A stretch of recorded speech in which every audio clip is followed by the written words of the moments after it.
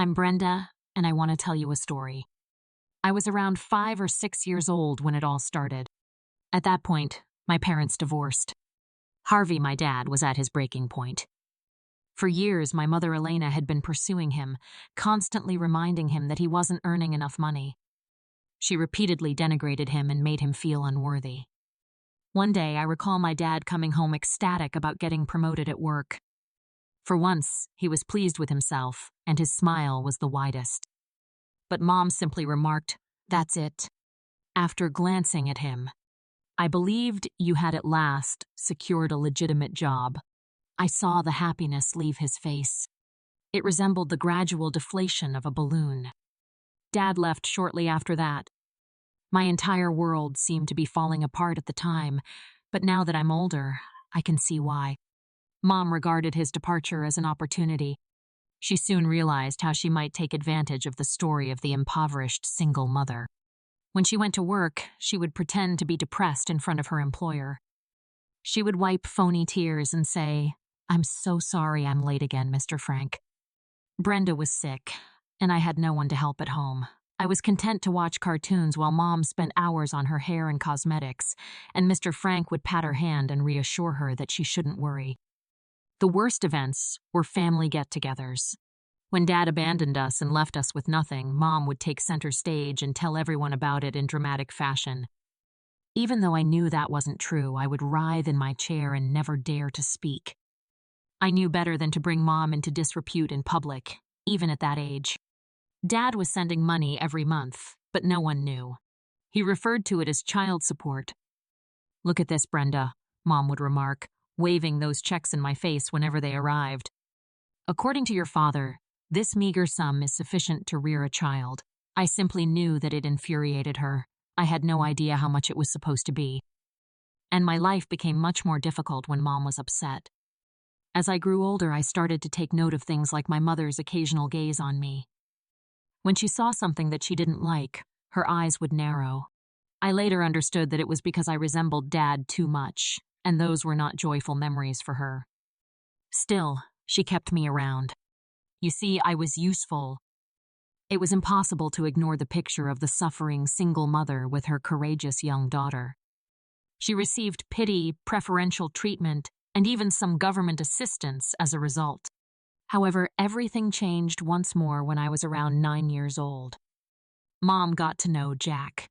Jack is wealthy and prosperous. All of a sudden, being a struggling single mother was no longer so desirable.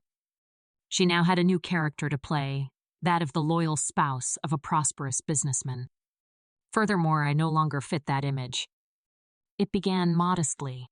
I never had anything clean to wear to school because Mom would forget to wash my clothing. I would arrive in rumpled, discolored clothing, feeling ashamed while the other children pointed and murmured. Then there was the matter of the food.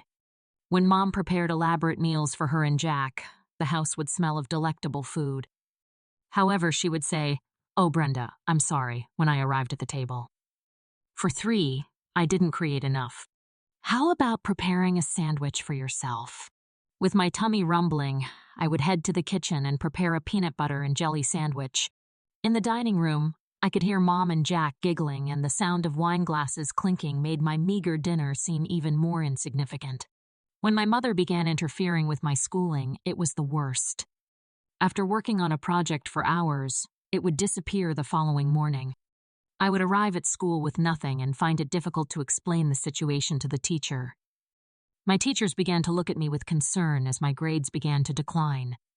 Jack didn't appear to notice any of this. He was constantly preoccupied with his job, and when he was at home, he focused entirely on Mom. She did a fantastic job portraying the devoted wife. She would stroke his shoulders and say, "Jack, darling, you work so hard. You deserve some time off." He would smile as he gazed up at her, completely enthralled. "Elena, what would I do without you?" he would say. When Mom revealed she was pregnant, things became worse. Mom took full advantage of Jack's excitement. Lying on the couch, the doctor would add, "I need a lot of rest.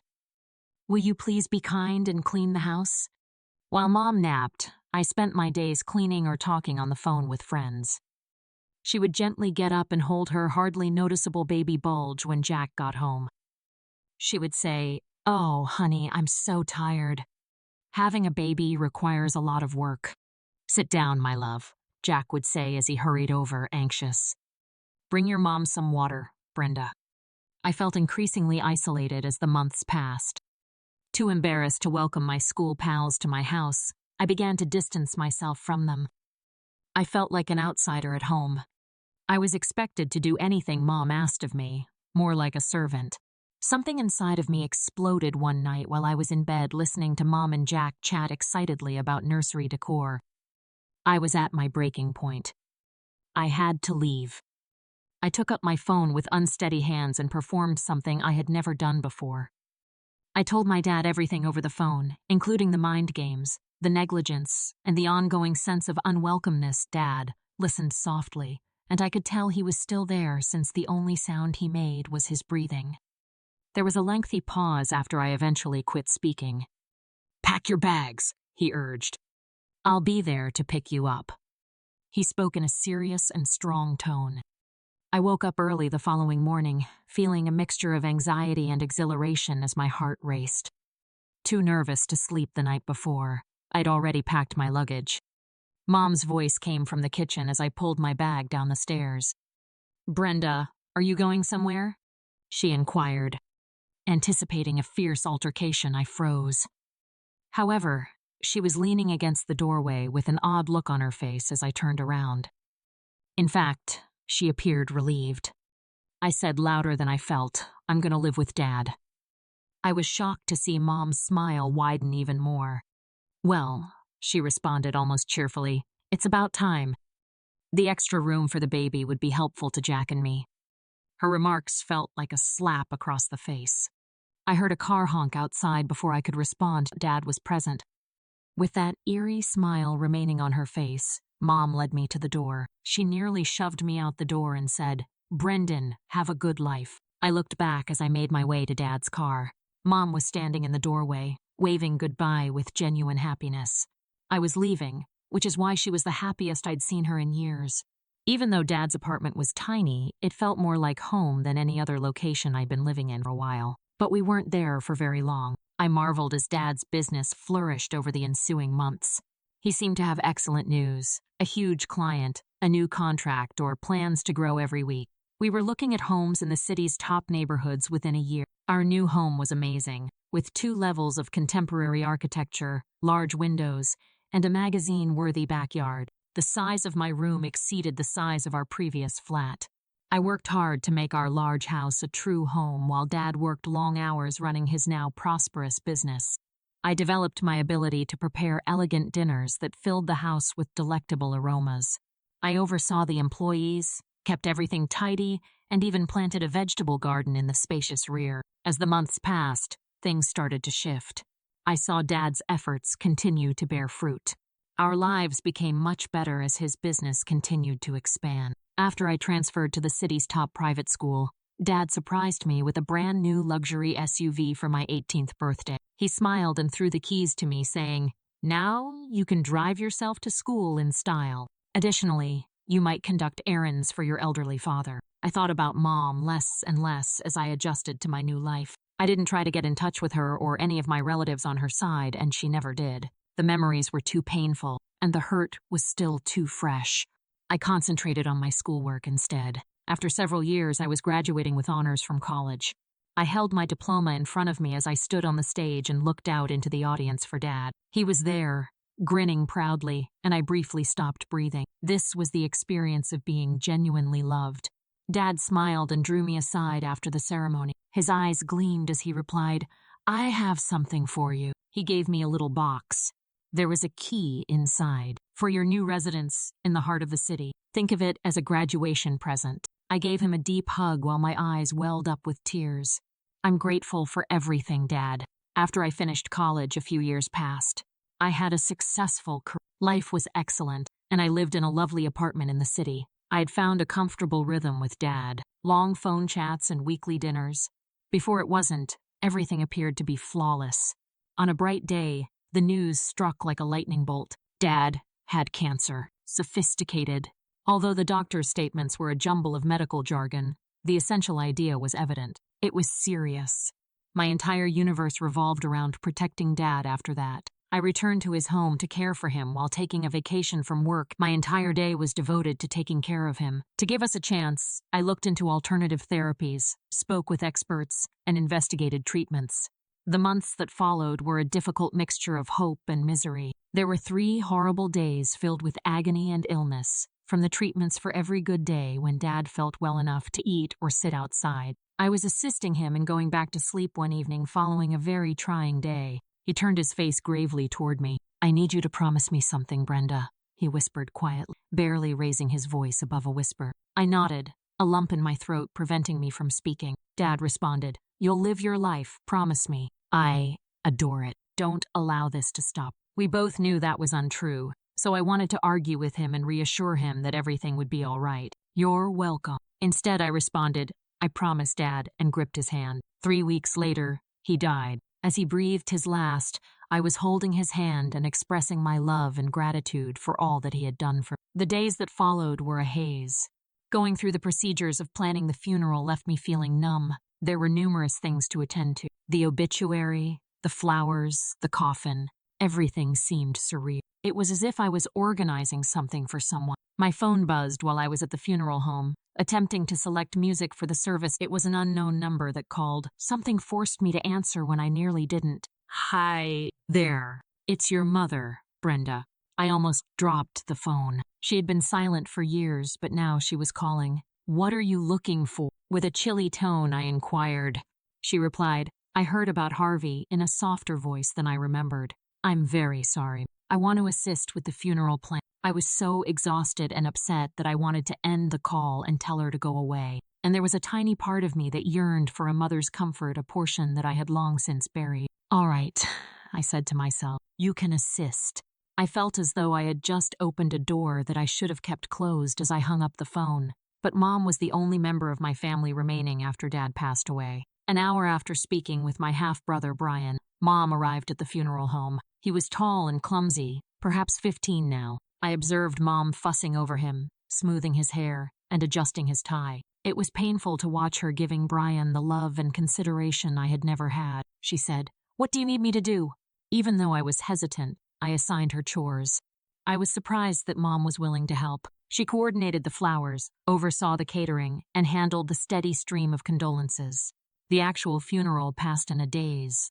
As folks I hardly knew approached to offer their sympathies, I recall standing there feeling numb. Mom remained beside me, occasionally putting her hand on my arm to reassure me. After so many years of neglect, it was weird to have her there, behaving like a mother. Mom approached me once more as people were leaving the cemetery following the service. "I'd like to stay in touch, but I know this might not be the right time," Brenda stated. "We might be able to grab coffee sometime." I gazed at the woman who had made my early years so challenging and who had been pleased to see me go. She was my sole remaining family. "Perhaps," I answered. "I'll finally give it some thought." Elena surprised me by keeping her promise. She called me frequently in the weeks that followed, her voice constantly worried. She would say, "How are you doing, sweetie? Are you in need of anything?" I was aloof, gave terse responses, and didn't trust her at first. However, as the days passed and I began to feel the effects of Dad's absence, I discovered that I needed a connection of some kind, even if it was with Elena. We had straightforward chats at first. She inquired about my friends, career, and residence. But as time went on, her inquiries started to change. She would casually bring up your father's company. "I hope you won't find it too much. Harvey always put in a lot of effort." I would swiftly shift the topic. In all honesty, I felt overburdened. I had a lot to manage because Dad had left me everything, including the business and the property. A part of me, honed by years of interacting with Elena, also told me to keep quiet about it. Elena's clues got less subtle as the weeks stretched into months. During one chat, she mentioned that Brian was looking at colleges. "Nowadays, the cost of tuition is very high. I'm not sure how we'll handle it." My guard went up instantaneously, and I made a non-committal sound. "Jack's had some setbacks at work another time," she stated. "Everyone is being severely impacted by the economy." Every conversation appeared to devolve into a discussion about their financial difficulties, and every time I sensed the strain in her voice. Even though I had my concerns, Elena's unexpected generosity started to weaken my barriers. Contrary to my better judgment, I began lending a hand with modest sums of money, paying for Brian's SAT preparation lessons, purchasing a new laptop for Elena after hers broke, and even covering a month's rent during a difficult time for Jack's business were all innocent beginnings. Elena would remark, "Brenda, you're an angel. Without you, I'm not sure how we'd manage." I got warm inside every time she uttered it. Did having a true family look like this? I poured myself into managing Dad's business in the interim. While I continued to be the owner and make all of the important decisions, I elevated his loyal subordinate to the director. Even though it was difficult, I felt more connected to Dad when I sat at his former workplace. Elena's requests grew more and more frequent over time. What began as sporadic assistance became routine demands.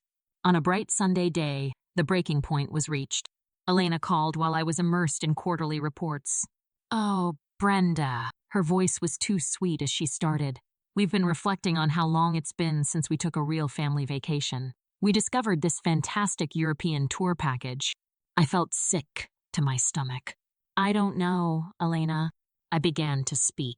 "For Brian, it would mean the world." She interrupted me. "We deserve a little enjoyment after everything we've been through, don't you think?" A mixture of rage and shame filled my chest, and before I realized it, I had agreed to cover the cost of their trip. However, it didn't stop there. Elena was on the phone once more the day after they returned. Now that she was talking about Brian's college money, her tone was demanding rather than kind. "You must immediately put that up for us. You see, Bordentown is his top priority. The manipulation, emotional games, and years of neglect all came roaring back." "No," I responded, trembling. "Mom, no more. I'm finished." A pause occurred. Elena's voice then became icy. "How could you abandon your family after everything we've done for you, you ungrateful brat?" I laughed, resentfully. "Family? You're referring to the mother who was glad I was leaving? The one who ruined my childhood?" The dispute blew out. Elena threw insults and accusations, abandoning all pretense of being nice. I retaliated, letting out years of hurt and rage. She spat. "You're just like your father, cold-hearted and self-centered." "I'm grateful for that." I fired back. "He loved me, at least." The line died. I trembled as I stood there. My fingers gripped the phone tightly. The quiet was deafening. I seized the opportunity to go on a month-long business trip overseas. It was the ideal opportunity for me to get away and decompress. A tremendous weight was lifted off my shoulders when I stepped onto the aircraft. Perhaps I just needed a little time and space. I was excited to return to my own space after being away for a month. I was eager to unwind in my apartment after a successful but tiring trip. However, I felt uneasy when I inserted the key into the lock. My heart fell when I pushed the door open. Everything had changed. My tastefully picked furniture was gone, and in its place was unfamiliar decor. From the couch, a startled couple gazed at me. "Who are you?" Panic rising, I demanded. "You're at my apartment, but why?" The man got to his feet, appearing perplexed. "Your flat?" "A woman named Elena sold this property to us a few weeks ago." The world whirled around me. "My mother, Elena." "No, it's not possible. There must have been some error." My voice trembled as I stood there. "This unit was never sold. I've been traveling abroad." Evidently concerned, the couple exchanged glances. The woman sounded uncertain as she said, "We have all the paperwork. Perhaps you ought to speak with your realtor." With my head spinning, I staggered out of the flat. Initially, I wanted to report fraud to the police, but I felt compelled to speak with Mom first. I had to hear it directly from her. I dialed her number with shaking fingers. Once and twice, it rang. "Hi there, Brenda." Mom's voice sounded too pleasant. "How did your journey go?" "Mom, stop the nonsense." I lost my temper. "How has my apartment been altered by you?" After a lengthy silence, Elena shocked me by laughing a chilly, derisive laugh. "It wouldn't have come to this if you had simply shared your money voluntarily, Brenda," she continued in a voice brimming with phony sympathy. "You know you caused this to yourself." A punch to the stomach was how it felt. "You sold my apartment, did you? How were you able to—" "I'm heading to the police station." "Oh, really?" Elena abruptly and forcefully cut off her speech. "Will you file a report against your mother? We both know you lack the courage to do that, so please don't." I was shocked and homeless as I stood on the pavement after the call ended abruptly. but I was enraged by her arrogant self-confidence. I called a cab without thinking and instructed the driver to take me to Elena and Jack's place. Anger and adrenaline rushing through me, I banged on the door. Jack replied, his expression bewildered. "What's going on, Brenda?" I shoved through him and into the home. "Elena is where?" I insisted. He looked even more confused and said, "She's not here." "What's this about, Brenda?" I told him everything in a hurry, including Elena's confession and the apartment. I watched Jack's face lose color as I talked. Stunned, he exclaimed, "That's impossible. Money is not required for Brian's schooling. I have money put aside for that already." As the truth gradually dawned on us, we gazed at one another. Jack began removing credit card bills and financial documents with unsteady hands.